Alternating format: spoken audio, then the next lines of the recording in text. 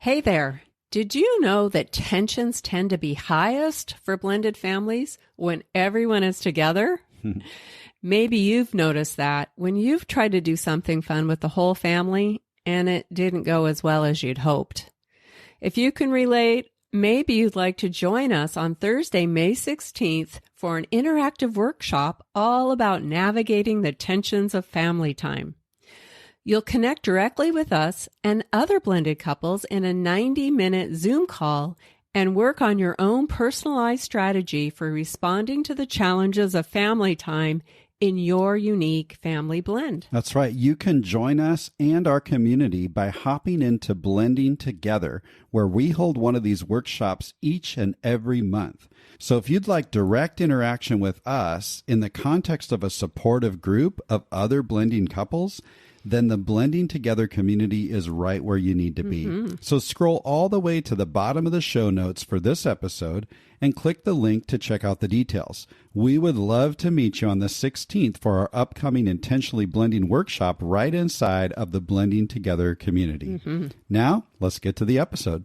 When I feel lost as a mom and I'm wondering why I ever thought it was a good idea to have kids in the first place, because I don't always feel equipped to be the mom that I really want to be, especially when I'm blindsided by painful realities and overwhelmed with difficult emotions. Welcome to the Blended Family Breakthrough Podcast. We're your hosts, Mike and Kim.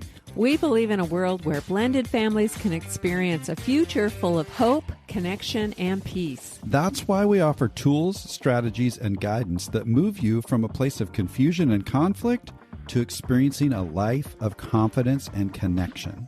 We're so glad you're joining us for authentic and sometimes comical conversations as we cover everything from romance to parenting, and yes, even dealing with that difficult ex. So if you're ready to experience breakthrough in your blended family, you're in the right place. Let's dive in. Hey there, thanks for joining me today. As we get going on today's episode, would you be willing to scroll down to the rating section and just click a star rating for us to share your feedback? And while you're at it, be sure you're following Blended Family Breakthrough on Facebook and Instagram. We've got some exciting opportunities for you, and we don't want you to miss out. So Mother's Day is right around the corner, and I wanted to share a few things with the moms and stepmoms out there. And if you're a dad or stepdad listening, don't check out on me. This episode might be a great opportunity for you to learn more about your wife and to spur some meaningful conversation that she might love to have with you. In the past, Mike and I have focused on Mother's Day to help bio and stepmoms experience a joy-filled celebration, and we've offered lots of practical tips to minimize the tension and disappointment that often comes with Mother's Day. This year, I certainly want to wish all the moms and stepmoms out there a happy Mother's Day, and I hope you get the recognition and appreciation you deserve for all you do, and that you feel cherished, loved, and you experience positive emotions and lighthearted contentment on Mother's Day. I believe that on this one day of the year, Mother's Day, every mom and stepmom should be acknowledged and honored. But what about all the other days throughout the year? What about the days when no one in your family seems to recognize or appreciate all the big and the little things you do for them? When you don't feel cherished or loved?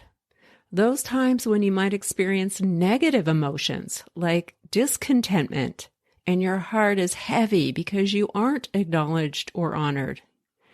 My guess is you might experience a number of those kinds of challenging days throughout the year. And let's say that you do get to enjoy a happy, joy-filled Mother's Day this year. Of course, you'll be very grateful for that, but maybe it'll feel like just a drop in the bucket compared to all those challenging days when you struggle.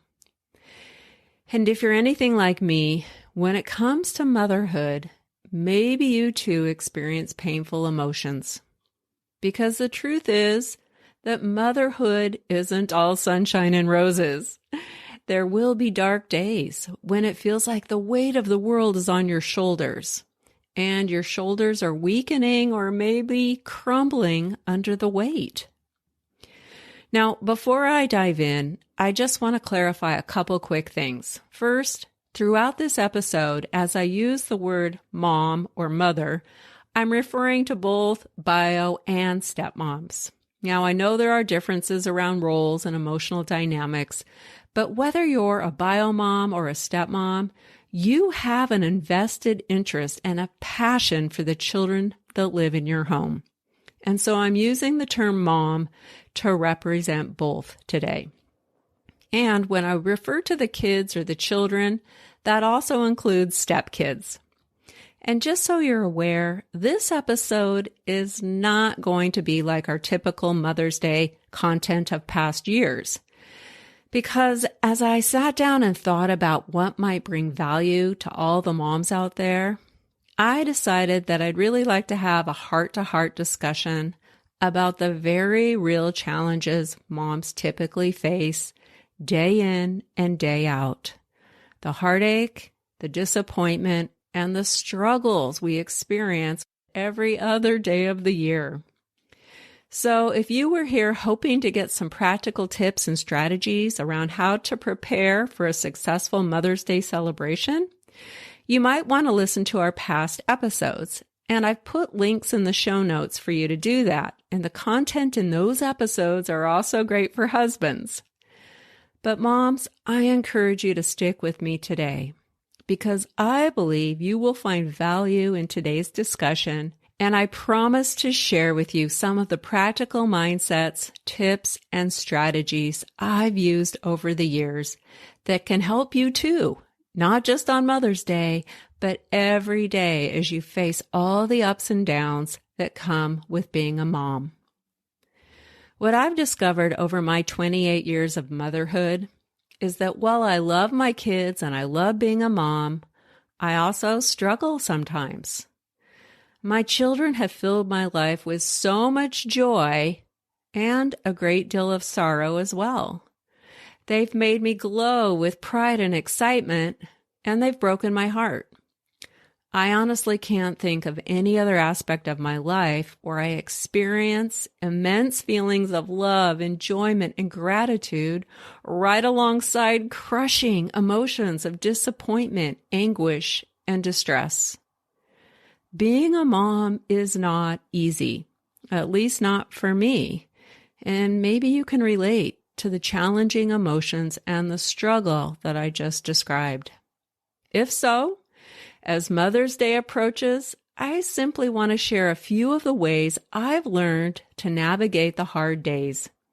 When I feel lost as a mom and I'm wondering why I ever thought it was a good idea to have kids in the first place, because I don't always feel equipped to be the mom that I really want to be, especially when I'm blindsided by painful realities and overwhelmed with difficult emotions.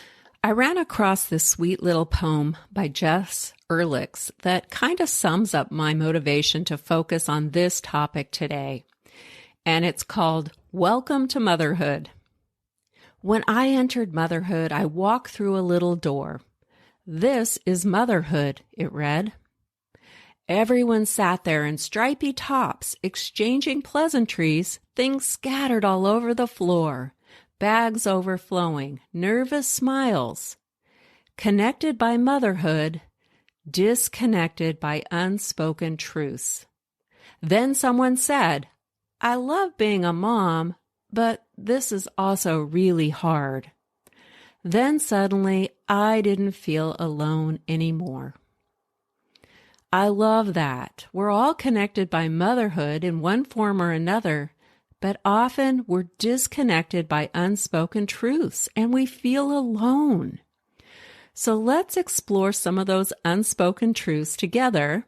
I'll share some things that make motherhood really hard for me, and my hope is that you won't feel so alone anymore. Let's start by talking a bit about a mother's heart for her children. I've heard it said that a mother's heart is never her own. Bits of it are sewn into the souls of her children. All three of my kids are adults now, but I've been sewing bits of my own heart into them since day one. And there are things that I really, really, really want for my children. My heart actually yearns for them to experience certain things in life. I want them to enjoy their lives, to cultivate passions and things that feed their souls, to also have a deep faith in something bigger than themselves. I want them to be physically, mentally, spiritually, and emotionally healthy, and to embrace a lifestyle that will help them to be the best versions of themselves. I want each of my children to enjoy friendship and community, to feel supported and accepted. I want them to receive a good education and have solid character, good values, and the life skills they need to soar and achieve their dreams. I also want things like a vocation that's fulfilling and offers financial stability and freedom, a healthy, stable partner to go through life with and to experience their own journey of motherhood or fatherhood when the time is right. I want them to be law-abiding citizens who make positive contributions to the world. Now, these are just some of the hopes and dreams I've had for my children. And I've been focusing on these things since the day they were conceived. I've held on to these hopes and dreams, and I've worked tirelessly toward guiding and helping each of my kids to experience them. You probably have lots and lots of hopes and dreams for your kids too. I'm sure of it. But if I'm honest, there are also things I hope that my children will never have to experience, such as unhealthy toxic friendships or romantic relationships, a lack of direction and motivation, educational or vocational setbacks, shaky character, a lack of values, and insufficient life skills, financial struggles, lack of passion and enjoyment, loneliness, legal or health issues of any kind, and I could go on and on. These two are things I've focused on and worried about just as long as I've yearned for all those good things for my kids. I really don't want to see my kids face pain or get off track in life. But unfortunately, that's simply unrealistic because life is messy and far from perfect. This is one of those things that makes motherhood so hard. We really can't control every outcome. And here's a really tough reality. As each child matures and develops into their own person, they will make their own choices and move in the direction they believe is best for their lives, regardless of all the hopes and dreams that we've been doing our best to guide them toward. Yes, we might have a well-planned-out agenda for our children's lives, but ultimately, we have got to release them to make their own choices, which could lead to some missteps and some of those things we don't want for them. I personally know this tough reality all too well, and maybe you've been blindsided too when a child makes a choice that goes against everything you've taught them. You've set them up for success only to experience defeat because you believe their choices will lead them down the wrong path, maybe in the opposite direction of all those hopes and dreams you have for them. I've been there many times, and I've felt the sting of defeat, disappointment, or even thinking that I've failed as a mom. And this isn't a good place for me emotionally. Here are some more emotions that I've struggled with over the years when my kids have made choices that I describe as wayward. Their direction of choice contradicts the hopes and dreams that I have for them.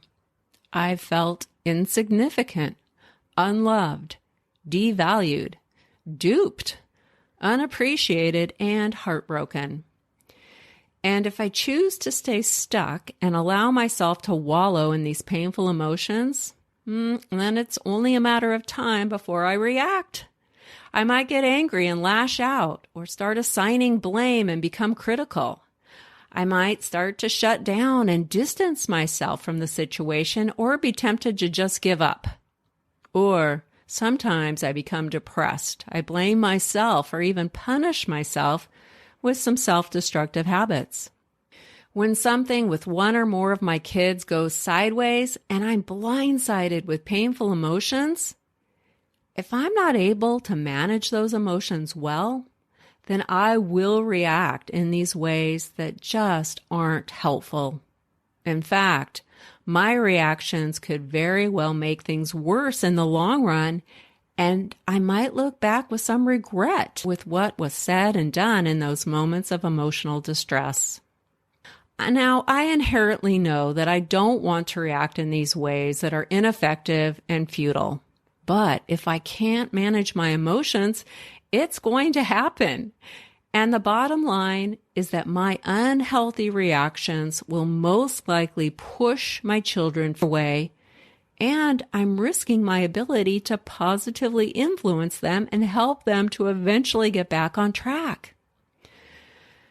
This is hard stuff. How do I manage my emotions, which are very real and raw, without reacting in ways that could cause relational distance? Maybe you've experienced this in your blended family. A child does something you don't approve of. You experience some difficult emotions. You react in that emotionally charged moment, and you wish you could go back in time and change how you showed up. And maybe it wasn't around a wayward choice your child made, but something else has happened that made you feel unappreciated, disregarded, disrespected, really any difficult emotion that can crop up in everyday motherhood. If you can relate to any of this, I hope you know that you're not alone. I get it, and I'm here with you in the struggle. I've been discovering some new ways to manage my difficult emotions over the past several years, and I've been working hard at putting those strategies into action, particularly as my kids have launched out of our house and into the world. So I want to share a bit of that to help ease your difficult emotions and make your journey of motherhood just a bit easier. Now, I've shared those reactive tendencies I have that just aren't helpful. Let me share how I really want to show up in those difficult mom moments when one of my kids has made a wayward choice or something has happened and I'm gripped with difficult emotions. Instead of getting angry and lashing out, I'd like to be patient and loving. Instead of casting blame or getting critical, I'd like to be empathetic. Instead of shutting down or distancing myself, I'd really like to be available and stay engaged. Instead of getting depressed, blaming, or punishing myself, I'd like to show up as a strong, steadfast mom. And instead of giving up on my child, which really isn't an option, but I admit to times when I just feel defeated. Instead, I'd like to bring value and be a positive influence. So I encourage you to take a few moments today and just think about how you really want to show up in those difficult motherhood moments. They're coming.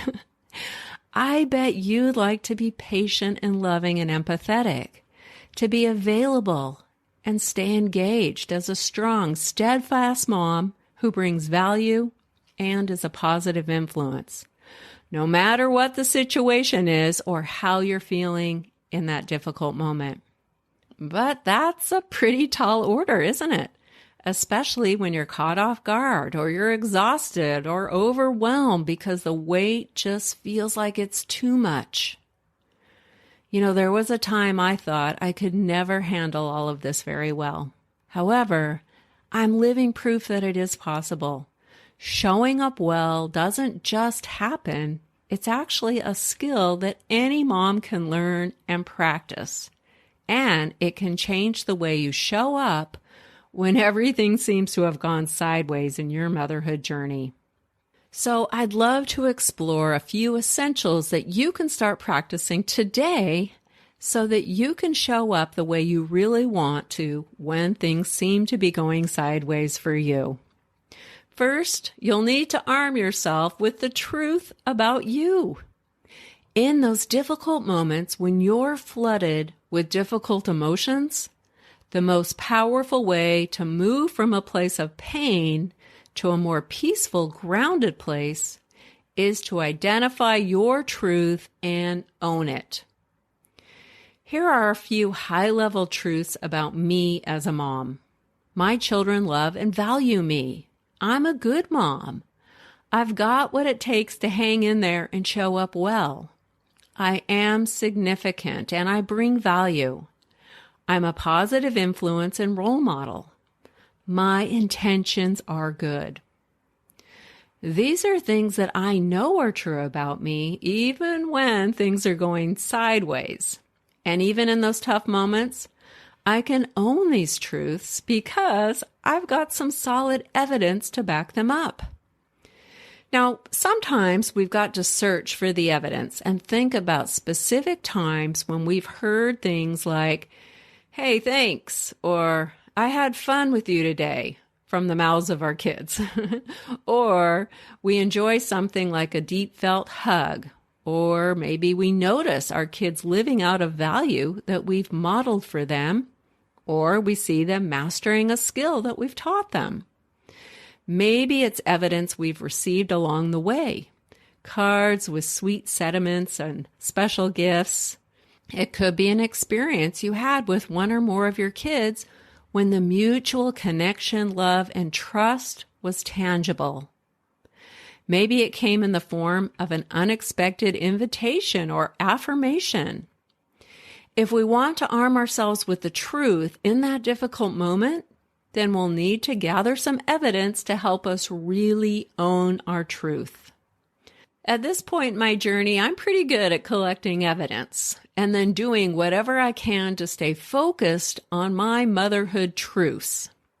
Here are some examples from each of my kids that I've collected. One is a sweet memory with my son Jacob that's evidence of the truth that he loves and values me. When he was about 14 or 15, he actually asked me to dance with him at his jazz band's big event, unprompted, in front of all the other kids. He held my hands as we shuffled and giggled all over the dance floor. I was on top of the world. It was an unexpected moment that I can hold on to as evidence that my son loves and values me. Several years ago, my daughter Phoebe provided a dump truck full of evidence when she made me a scrapbook filled with pictures that scan the years of my motherhood journey. And next to the pictures, she wrote things like, "Mom, you've done such a great job taking care of us as we've grown up. You helped all three of us to have a great childhood." This is evidence that proves my truths are true and that I can use these truths even when Phoebe is making wayward choices and I'm feeling disappointed and unappreciated. The truth about me is that I'm appreciated. I bring value and I'm a good mom. Certainly not perfect, but my intentions are good and I've got what it takes to hang in there when things are hard. Just recently, I was blessed with some fresh evidence from my daughter Annika in a note she presented me on my birthday that said, "Mom, you inspire me to be a better person, and I feel proud to call you Mom." This note was written on lined notebook paper with lots of drawn hearts on it, and it's evidence that I'm a positive influence and role model, and I'm significant. Now, I've had 28 years to collect evidence, and the ones I just shared didn't appear until my kids were a bit older. But every mom can collect evidence along the way. It doesn't have to be big things either. Sometimes the smallest, sweetest things speak the loudest. A big toothless smile, a soft touch or cuddle, a word of affirmation or comfort. One helpful way to collect evidence is to keep a gratitude journal and record all the positive things you get to experience as a mom.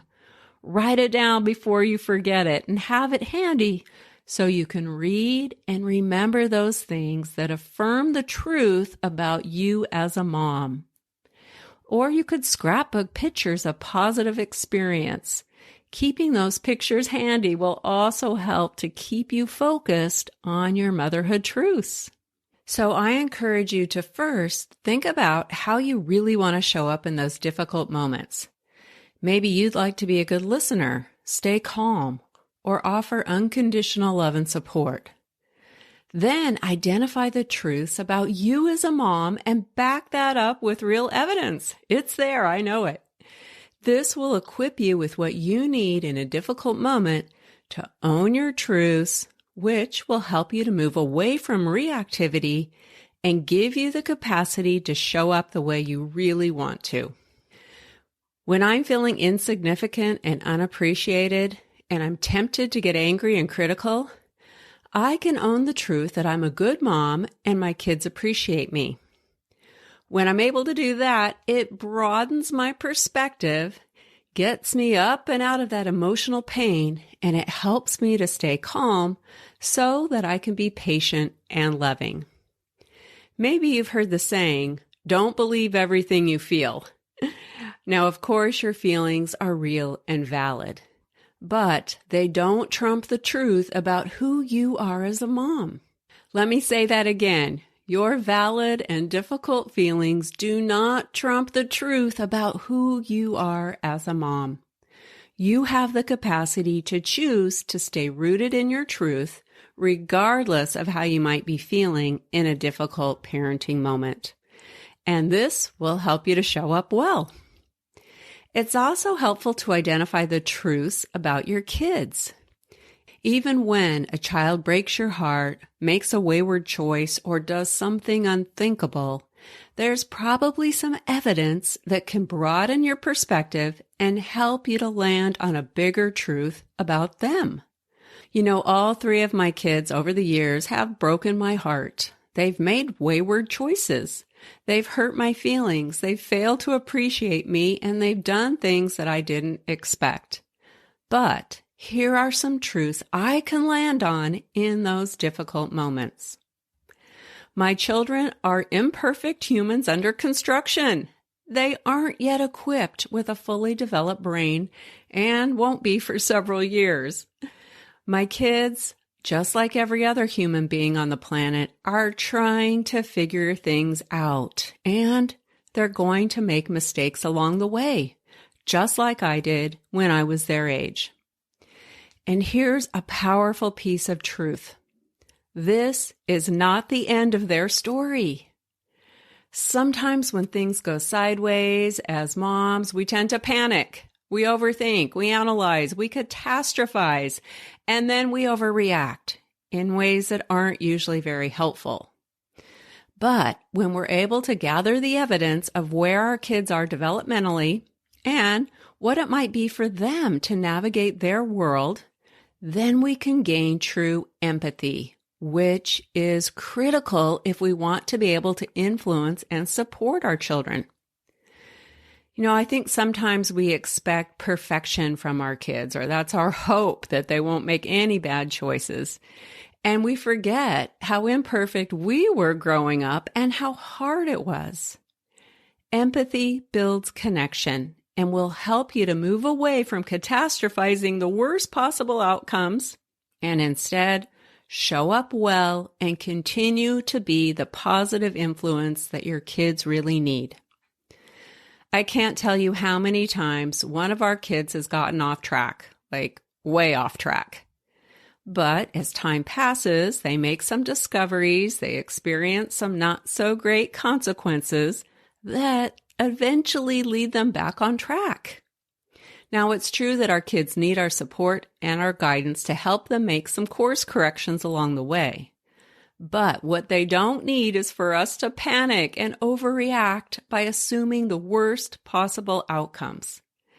And I'm not pointing fingers here. Believe me, I've been there many times, and I've realized how unproductive and ineffective this can be because the story isn't over.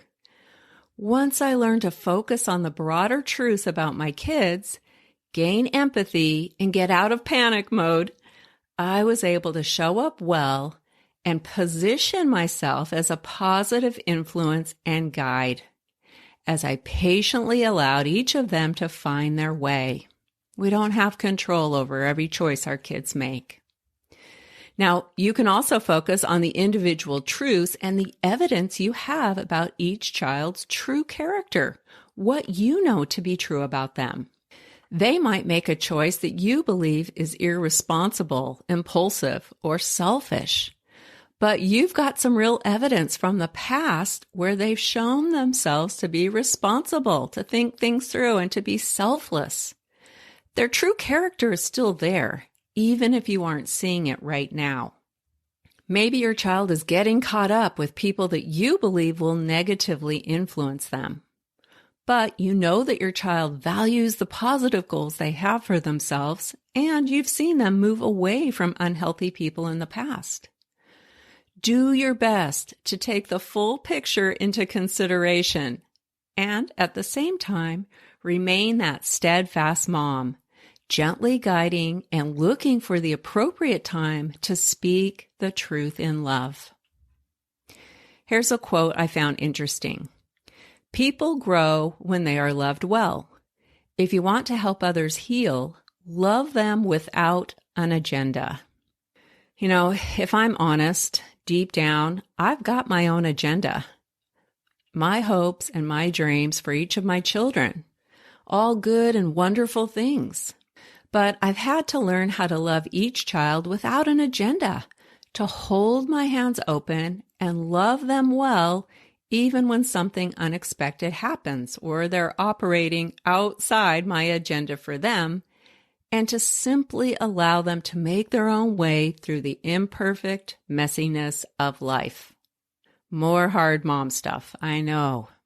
In sharing all of this, as you navigate the ups and downs of motherhood, which is really hard, my hope is that you don't feel so alone.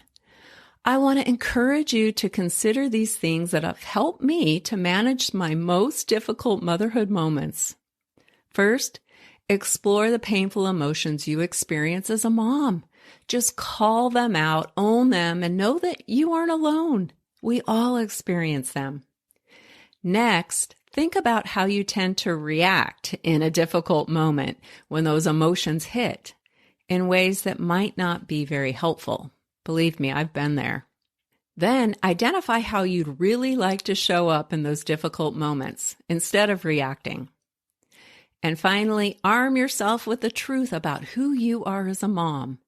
Own your true value and collect all the evidence you need to land on those truths, even in a difficult moment, so that you can show up in the way you really want. This simple process is a skill that every mom can learn and practice. You got this. You can do it. Now, I want to end with a Mother's Day poem that applies to every day of the year. To the mother who is new, who is up and down all night. To the mother whose heart is full, but with empty rooms now. To the mother who cried today and wonders if she's enough. To the exhausted mother who doesn't know how to answer, "What did you do today?" To the mother who stays home. To the mother who works and juggles so many balls. To the mother who stares at her child in awe, who still can't believe. To the mother currently tearing her hair out. To the mothers that are no longer with us, but will always be. To the mothers who lift each other up. To the mothers who show up every day. To you, place value on the work you do. When the days are difficult, that's because they are. This is the hardest yet most rewarding job in the world. You're not just a person, you're a place. You're someone's home.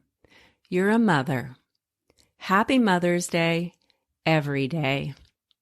That poem is by Jess Ehrlichs, and I've included a link in the show notes to a printable version on Etsy if you're interested. I just love that. I've also added some links in the show notes to several other episodes that might be helpful as you grow and flourish in this hard and wonderful journey of motherhood. Thanks for joining me in this heartfelt conversation today. I see you and appreciate you. Until next time, that's a wrap.